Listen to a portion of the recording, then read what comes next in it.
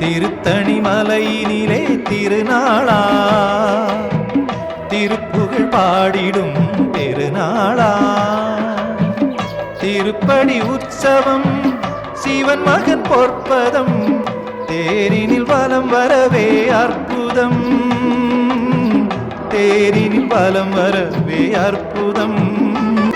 ஆடி மத கார்த்திகையில் அன்பரெல்லாம் தேடி வந்து பாடியே படிகளிலே பக்தி சுவை பெருக்கிடுவார். சரவண பொய்கைதனில் அழகிய முருகனுமே திருவிழா நாளினிலே தெப்பத்தில் வலம் வருவான்.